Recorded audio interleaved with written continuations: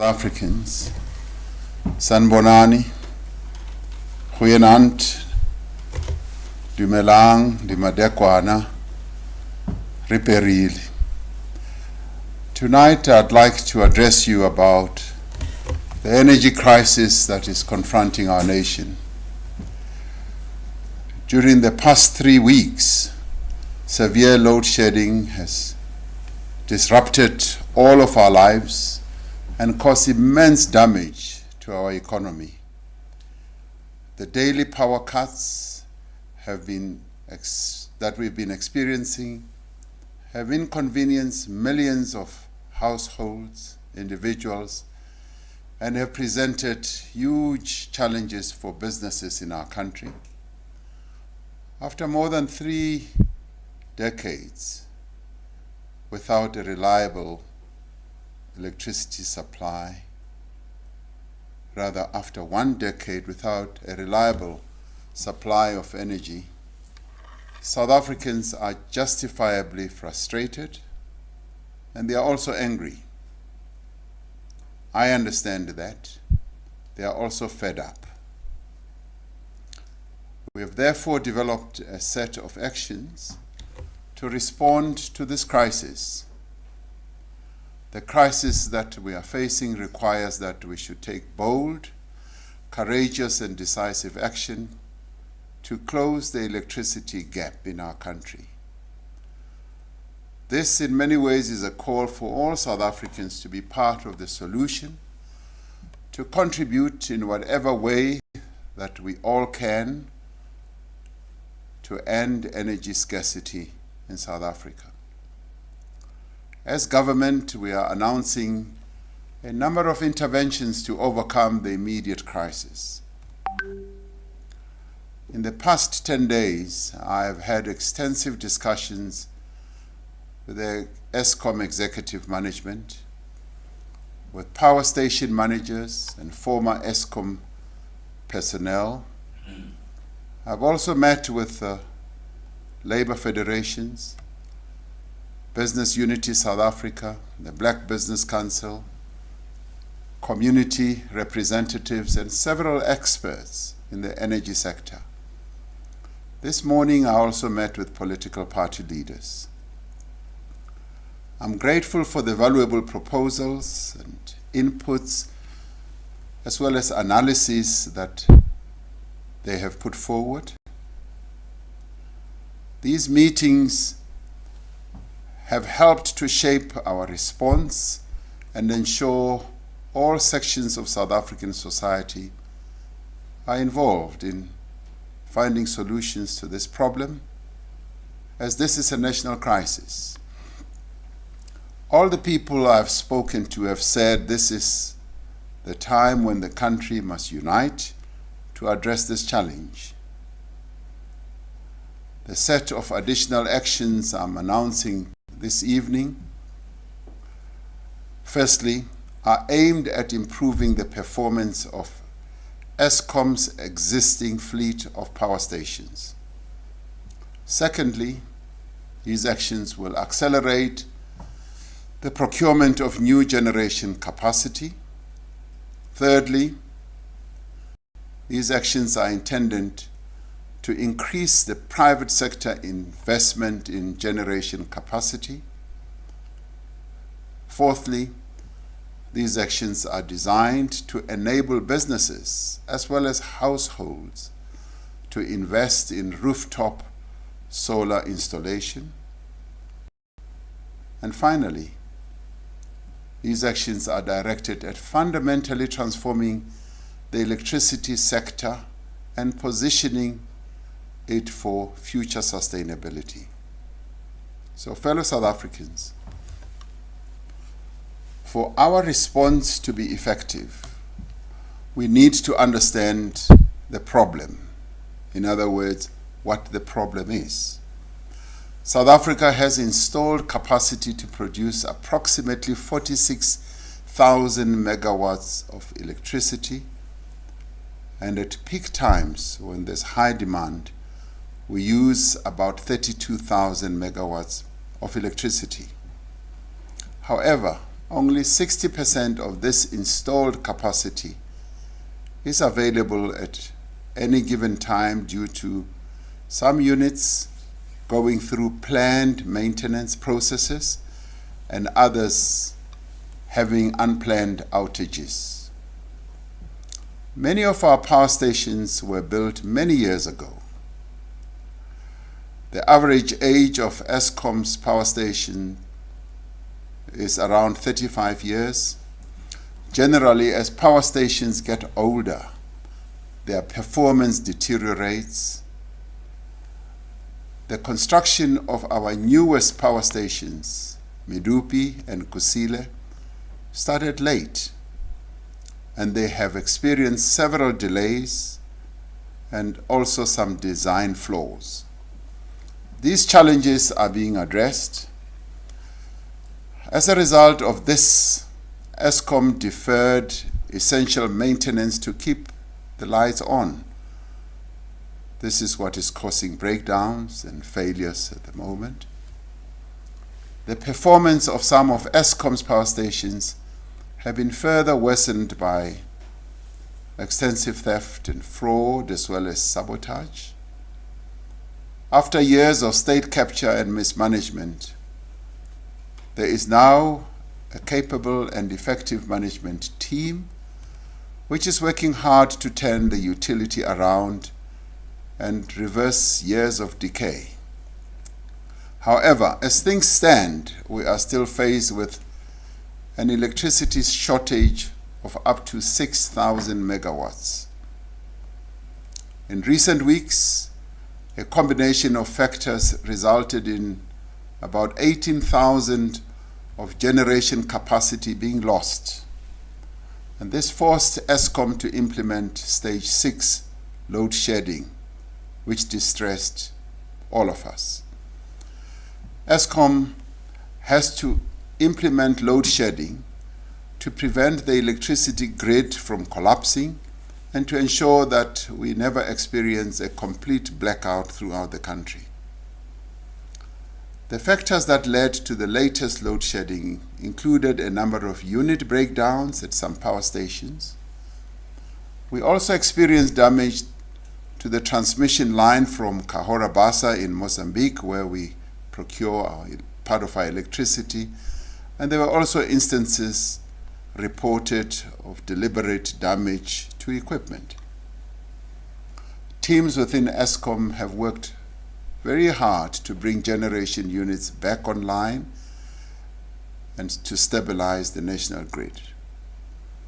As a result of their efforts, the system outlook has improved over the past week.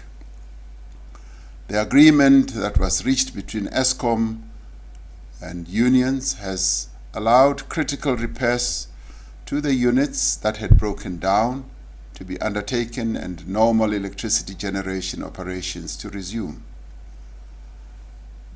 Progress has also been made by law enforcement agencies in tackling sabotage, theft, and fraud at Eskom power stations and other key installations. While these actions to stabilize electricity generation have brought relief from the current load shedding, the system remains unreliable and vulnerable. The shortage of electricity is a huge constraint on economic growth and job creation. It deters investment and reduces our economy's competitiveness. When investors look at our nation, they think that we do not have the capacity to generate enough power for them to build factories to drive their businesses. As this administration, we have already taken important steps to increase generation capacity and to diversify our energy supply. One of the first steps we took to address electricity shortfall was to revive the renewable energy procurement program that had stopped. We revived it in 2018. Since then, over 2,000 megawatts of solar and wind power has been connected to the grid through bid window 4 of the program. A further 2,600 megawatts of capacity has been procured through bid window 5, which will begin to add capacity from early 2024. We have started to diversify generation by allowing parties other than Eskom to also generate electricity. In June last year, we raised the licensing threshold for new embedded generation projects from 1 megawatt to 100 megawatts. This removed the licensing requirement for generation projects up to 100 megawatts that are connected to the grid. This measure enabled these generators to have the ability to sell electricity to one another or to other customers, such as factories, mines, or data centers. We also changed the regulations to allow municipalities to procure power independently. A number of municipalities are already taking advantage of this process. Eskom recently made land available next to its power stations in Mpumalanga for renewable energy projects, which will unlock 1,800 megawatts of new capacity. Eskom has identified additional land that will be released for this purpose. These actions are significant, and they will make a difference over the coming months and years. What the most recent load shedding has made clear is that the actions we have taken and the actions that we continue to take are not enough. We are therefore implementing additional measures to achieve long-term energy security as well as to end load shedding. First, we are fixing Eskom and improving the performance of our existing fleet of power stations. Over time, the maintenance program of Eskom's electricity generation fleet has declined. It is now been decided that over the next 12 months, Eskom will increase the budget allocated for critical maintenance to increase the reliability of its generation capacity. We're cutting red tape that has made it difficult for Eskom to buy maintenance spares and equipment within the required period to effect repairs. This point was raised with me by the power station managers as they detailed to me how difficult it has been for them to repair the units that break from time to time because of the red tape and the delays. One of the challenges that Eskom has faced has been the shortage of skilled personnel and engineers. The utility is now recruiting skilled personnel, including former senior Eskom plant managers and engineers from the private sector. Some of these had left Eskom and had gone to various locales in the world, and Eskom is now seeking to bring them back. But I've also been heartened by approaches that we have received from former plant managers who had left Eskom and have come forward voluntarily to say that they want to lend a hand. Now, these skilled personnel will support various current personnel and help to ensure that world-class operating and maintenance procedures are reinstated. Over the next 3 months, Eskom will take additional actions to add new generation capacity to the grid on an urgent basis. As an immediate measure, surplus capacity will be bought from existing independent power producers. These are power plants which built more capacity than was required and can now supply this excess power to Eskom. As part of addressing the shortage of megawatts, Eskom will now also purchase additional energy from existing private generators such as mines, paper mills, shopping centers, and other private entities that have surplus power. A number of our neighboring countries in Southern Africa, such as Botswana and Zambia, have more electricity capacity than they require for their economies. Eskom will now import power from these countries through the Southern African Power Pool arrangement. Eskom will also use interim power solutions such as mobile generators to supplement current generation capacity for a limited period. Eskom will implement a program that encourages efficient use by consumers to reduce demand at peak times. We have spoken in the past about Eskom's huge debt, which stands at close on to 400 billion rand. The debt continues to be a huge burden on Eskom's ability to address its many challenges. The National Treasury is working to finalize a sustainable solution to Eskom's debt. The Minister of Finance will outline how government will deal with this matter in an effective manner when he presents the medium-term budget policy statement in October.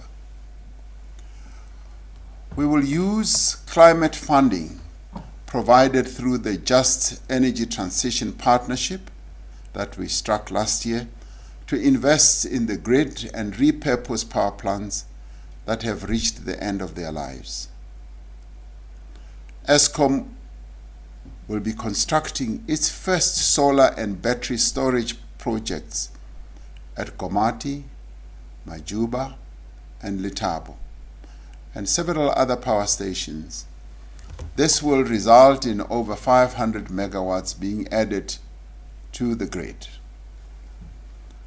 The South African Police Service has set up a special law enforcement team to help Eskom in confronting crime and corruption and fraud that has tended to be quite rife in Eskom power stations. A number of people have already been arrested in recent days, and several others are already being prosecuted for corruption and fraud involving Eskom contracts. With improvements in the regulatory environment and mobilization of society, Eskom will be positioned to carry out its maintenance and investment programs. There can be no longer any excuses that anyone can now offer. These steps will allow us to limit load shedding to lower stages and to reduce the risk of such severe load shedding in the future. To end load shedding, however, we need to urgently add much more capacity to the grid. In other words, we need more megawatts to be put on the grid. And past managers of Eskom tell us that we need the base load of Eskom's capacity to generate electricity to be stabilized by having those units that may not be operating at the present moment to be revived so that that base load can be put on the grid.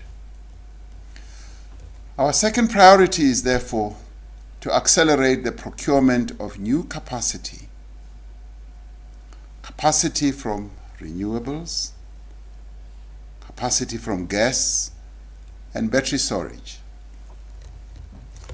The relevant government departments are working together to ensure that all projects from bid window 5 of the Renewable Energy Program can start construction on schedule. This includes taking a pragmatic approach to the local content requirements for these projects, prioritizing the need to build new capacity as quickly as possible. The Department of Trade, Industry and Competition, together with the Independent Power Producers Office, will provide further details in this regard within the coming days on how we are going to process and deal with the challenges that we face in this regard. The amount of new generation capacity procured through bid window 6 for wind and solar power will be doubled from 2,600 megawatts to 5,200 megawatts. We will release a request for proposals for battery storage by September this year, and a further request for gas power as soon as possible thereafter.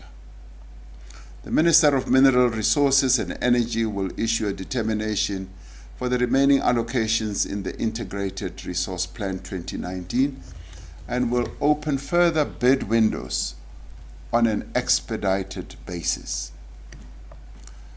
To ensure effective planning, the country's Integrated Resource Plan is being reviewed to reflect the need for additional generation capacity, as well as to address our climate change commitments. Thirdly, we are accelerating greater private sector investment in generation capacity. Last year, we announced the raising of the licensing threshold to 100 megawatts. This move was widely welcomed. It has unlocked a pipeline of more than 80 confirmed private sector projects with a combined capacity of over 6,000 megawatts. We are already working together with industry to accelerate the most advanced projects, several of which are already entering construction. These changes have fundamentally changed the generation landscape. Following the success of this reform and the enthusiasm shown by the private sector, we will remove the licensing threshold for embedded generation completely. This will enable private investment in electricity generation to rise to higher levels. While they may not require licenses, all new generation projects will still have to register with the regulator and comply with the technical requirements for grid connection and our environmental legislation. One of our greatest challenges is adding capacity to the grid, is the time that it takes for any energy project to receive the necessary approvals and commence construction. The process from design to commercial operation has tended to take more than 3 years, almost 1,000 days, due to lengthy regulatory processes and red tape. While existing legislation may be sufficient in ordinary times, the current crisis requires that we act decisively and more speedily. We will therefore be tabling special legislation in Parliament on an expedited basis to address the legal and regulatory obstacles to new generation capacity for a limited period. We raised this matter this morning with leaders of political parties represented in the National Assembly. There was broad agreement that this process should be hastened once the special legislation has been approved by Cabinet and tabled in Parliament.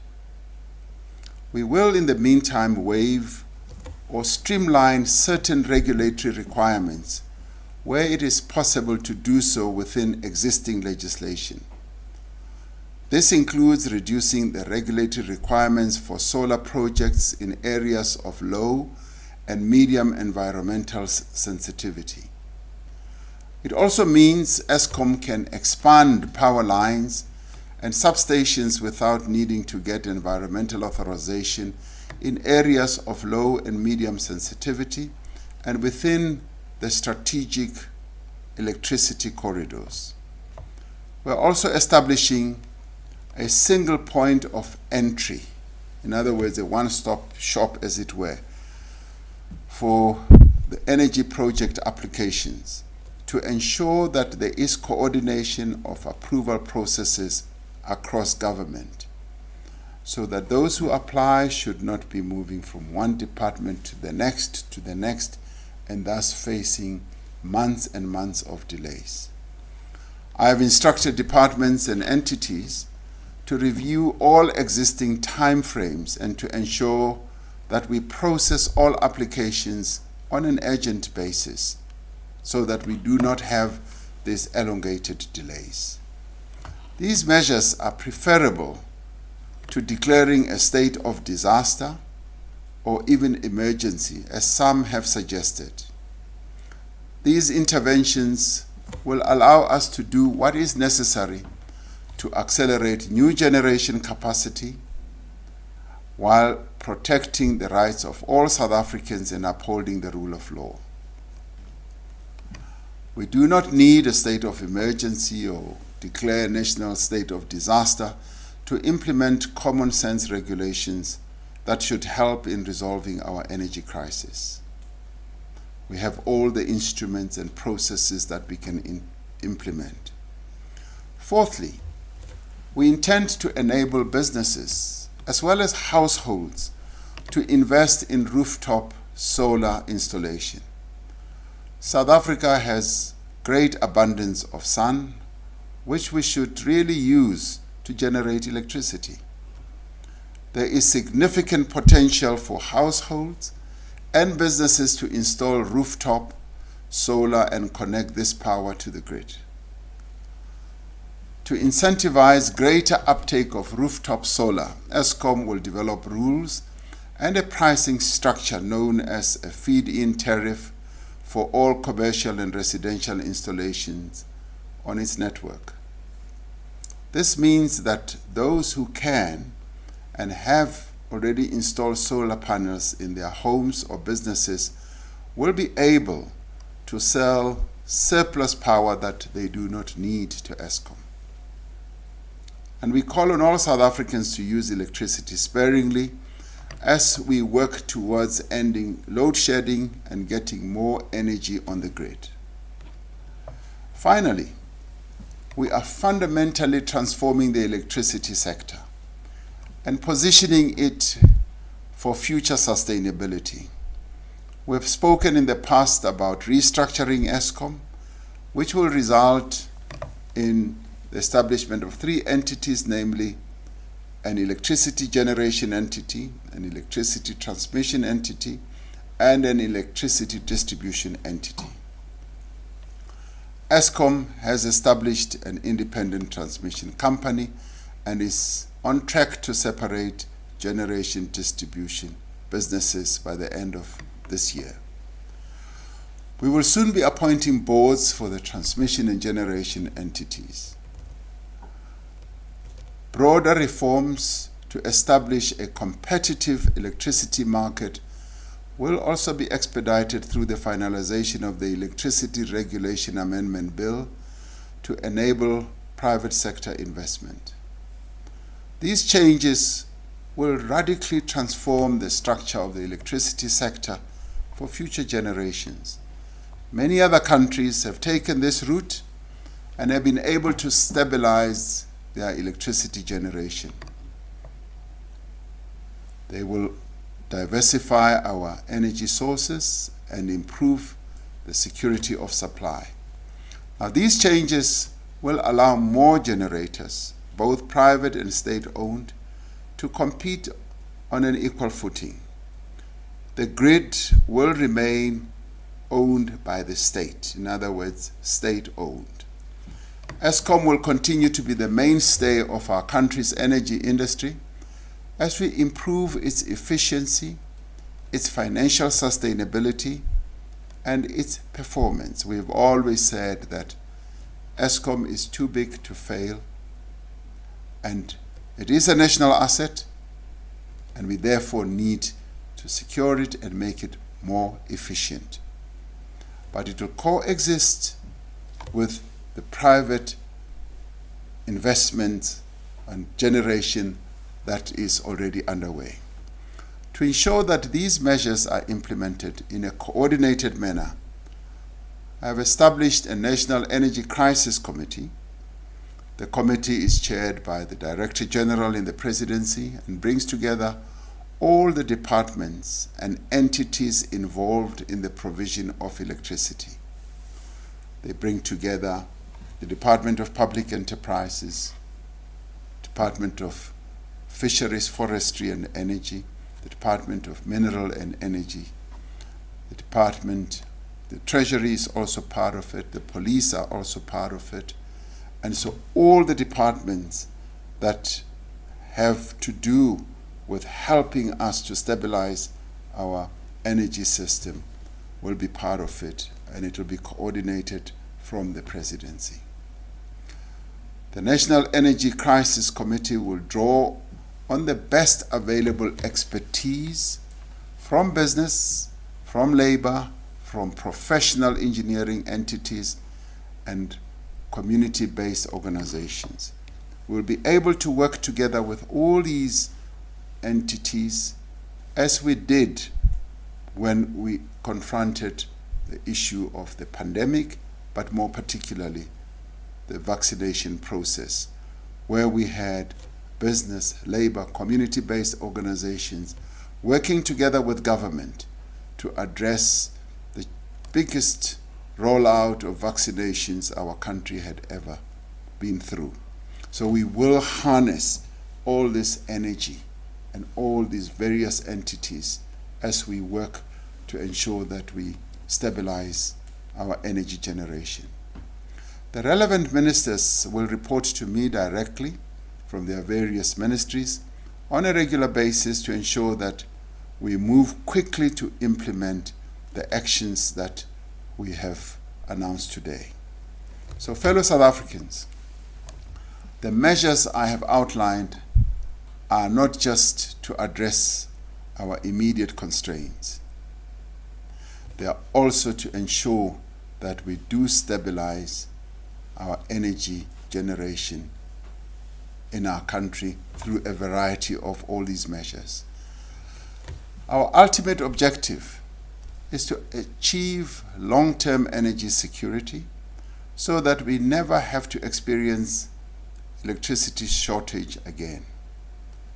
We aim to do this by stabilizing Eskom and improving plant performance, establishing a competitive electricity market, opening the way for private investment in new generation capacity, and increasing our investment in renewables. As we do this, we will also heed the message from community-based organizations who said our focus must also be on the poor and the vulnerable.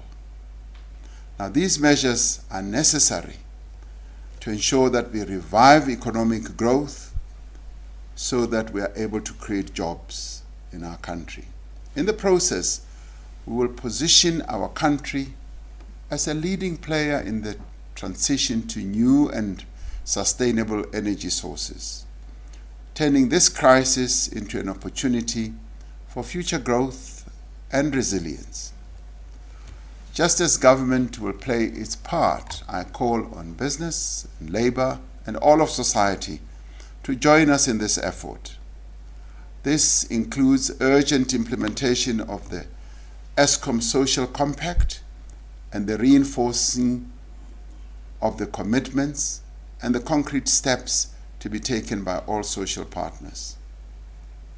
Just as we rallied behind the national effort to contain COVID-19, so too must we now contribute whatever we can as South Africans. As households, we can use electricity sparingly. And we can also address the issue of illegal connections, because illegal connections continue to be a major challenge that our country faces. We must join in the massive rollout of rooftop solar and contribute to the solution as well. Business needs to reduce its consumption through greater energy efficiency. Business should seize the opportunities that have been created and invest in generation projects as well.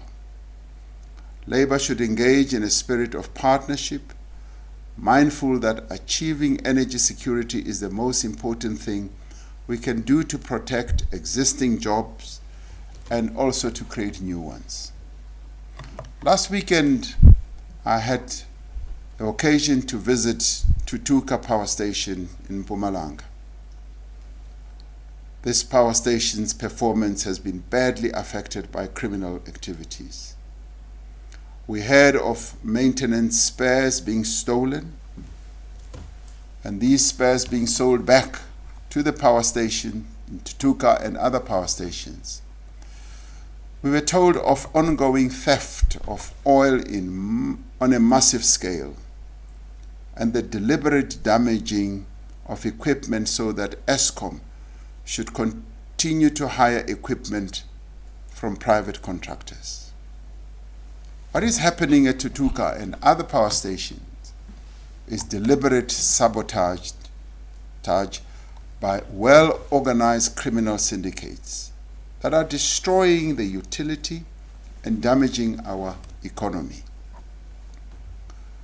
After my visit to Tutuka, I met with all Eskom power station managers. I was impressed with the diversity of this group of men and women and their commitment to getting it right in terms of running the power stations, but I was also impressed with the skills that they have. And I was also impressed with their total commitment to making sure that our power stations function well and they adhere to a maintenance philosophy. We owe the teams at these power stations a debt of gratitude for their actions, for they work day in and day out, the various managers and the workers, to ensure that the lights are kept on, and when we have load shedding moments, they are the first to be usually troubled. They do set a good example for all of us in terms of their commitment, and I told them that they have my full support, and I told them that also that we would like them to rid our utility of the rife corruption that we have been told about. The measures that we are announcing this evening, together with the steps we have already taken, will hasten the end of load shedding. They will put our country on a clear path towards reliable as well as affordable and sustainable energy supply. I'm convinced that if we work together and if we hold each other to account, if we meet our time frames and our deadlines and fulfill our commitments, we will be able to end this energy crisis that we are going through and create the conditions for growth of our economy and for job creation. More than that, we will show that we are up to the challenge of rebuilding our beloved country. I'd like to thank you as we embark on this journey of putting right our energy generation, working together. Thank you.